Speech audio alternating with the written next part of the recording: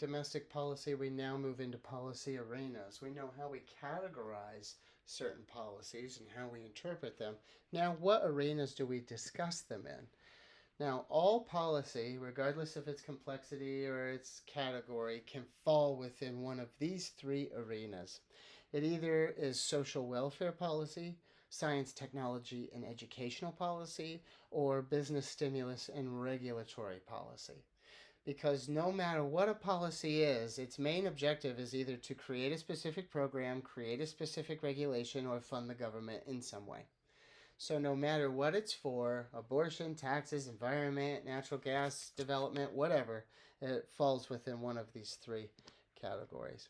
The first is social welfare policy, which we realized we needed to rampen up our development of after the Great Depression in the 1930s. We developed a new system of social safety net development, which ranged from the 1930s to the 1960s, and created large-scale programs that were supposed to keep us from becoming a survival mode society. These are forms of automatic stimulus that create an invisible safety net for American citizens. These large-scale programs create most American funding and are what we refer to as entitlement programs. These are Social Security, Medicare, Medicaid, and other what we refer to as formula-based or means-tested programs like food stamps, TANF, WIC, and so on, where your family size and income is combined to determine whether or not you qualify for this redistributive welfare. Most of our social welfare policy entitlement programs, spending entitlement, comes in this category. The next category is science, technology, and education, which is ramped up in the post-war era with the development of our military-industrial complex. We will determine as a nation that for our fiscal and national security, we will have to invest heavily in the categories of science, technology, and education. This is when we create our education assistance programs like the Pell Grant, the GI Bill, and other forms of student aid. We will also create new technological developments, creating new foundations for science like NASA and other elements that study the weather, our oceans, the food we eat, and so on. And in terms of science, that ranges from the science of space to the science of healthcare, and its ranges in between. Lastly, we have business stimulus and regulation. This focuses on the growth and regulation of businesses within the United States of America.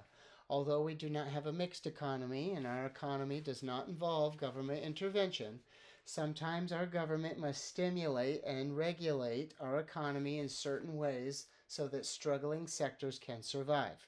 Two of the best examples are agriculture and energy.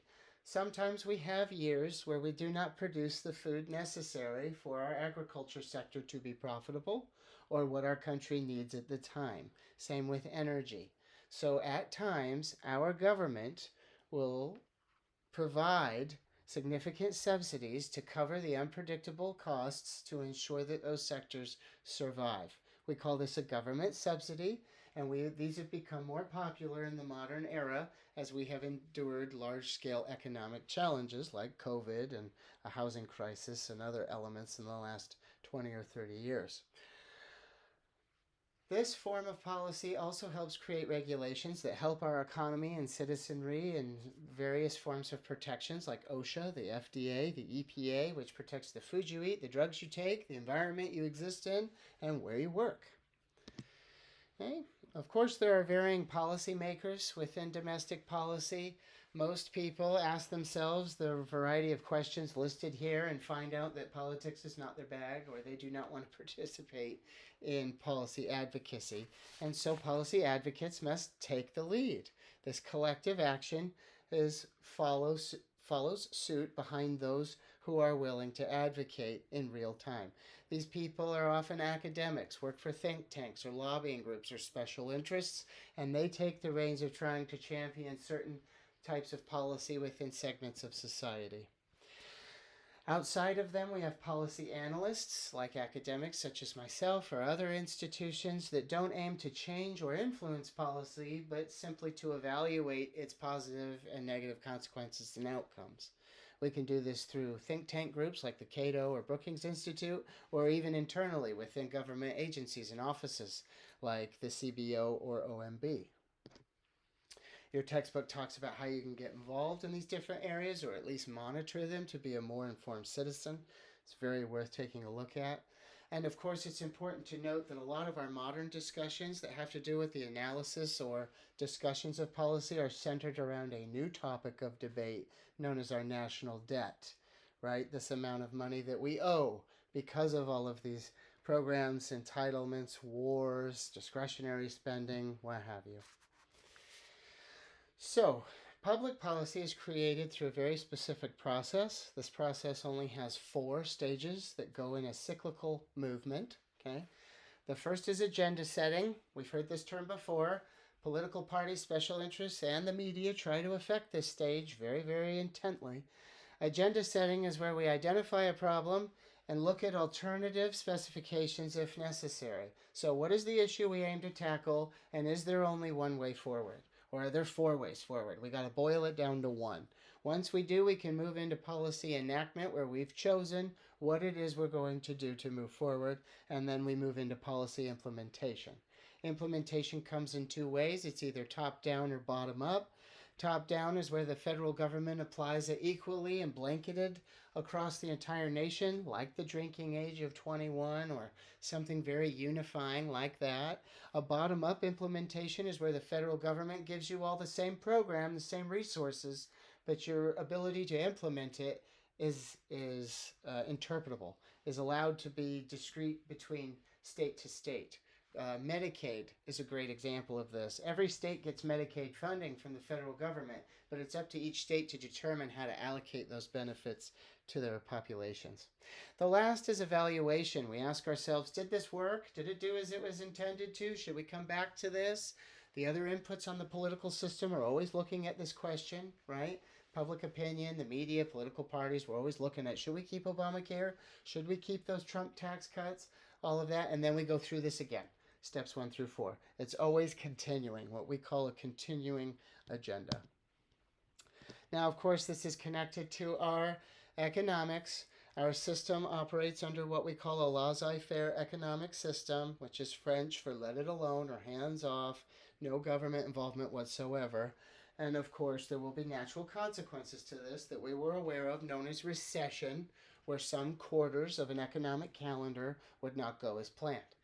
However, after the Great Depression, we developed what was known as the Keynesian model, where we said, you know what, sometimes the economic footprint's going to be so dire and so bad that it's not just going to organically fix itself. The government will have to get involved through fiscal spending or policy.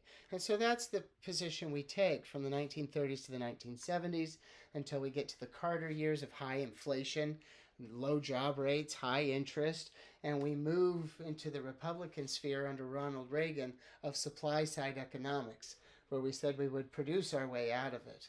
If we're producing a lot of things and creating a lot of jobs and people are spending a lot of money, then they will be able to engage within the economy. And that did very well through the 80s and 90s into the early 2000s until the bubble burst within our housing market and a variety of other markets, making us in the 21st century addicted to that government stimulus to survive. Okay? We host a variety of spending categories here in the United States, but most spending done by the federal government is done either mandatory or discretionary. Mandatory is spending that was already done as soon as the calendar year started, roughly $2.5 trillion, 60% of our budget, which is spent automatically. Most of this is on entitlement programs and benefits like Medicaid, Medicare, Social Security. The rest is what Congress is arguing over, what we call discretionary spending, which Congress must pass bills to spend. This is what you see Congress arguing about on television 90% of the time. And most of this goes to military spending or the average spending necessary to keep up foreign affairs initiatives, education spending, and so on, which leads us into the spending outcomes of deficit and debt. Deficit meaning we spend more than we take in, and debt meaning we owe other countries just as much as they owe us. And your textbook gives you a great example of where a lot of that is going, most of which being military spending. Now, we raise these funds through American tax policy. There are three types of taxes: progressive, regressive, and excise. Progressive taxes are like your income taxes. The more you make, the more you pay. Regressive taxes are more targeted on impoverished consumable goods. So the more you make, the less of them you will pay. It's a little opposite. Regressive taxes are taxes on things like stuff at the dollar store, gas stations, things where the less money you make, the more you will encounter those taxes. Excise taxes are taxes on a specific good or service that we know we can gain a tax from. We often call these sin taxes because they're usually attached to things you know are naughty and you shouldn't have, but you get them anyway, like marijuana, cigarettes, alcohol, gambling, and so on. Your textbook gives you a great range of what that actually looks like. Okay. This is all managed by the Federal Reserve, which you will look at in your reading. All you need to know is that the Federal Reserve is instituted as a private institution of government to regulate our monetary policy, fight inflation, and create interest rates. This creates stable employment, prices, and long-term financial stability in the United States. We've finished the domestic policy unit. Stay tuned in the next video for our coverage of foreign policy.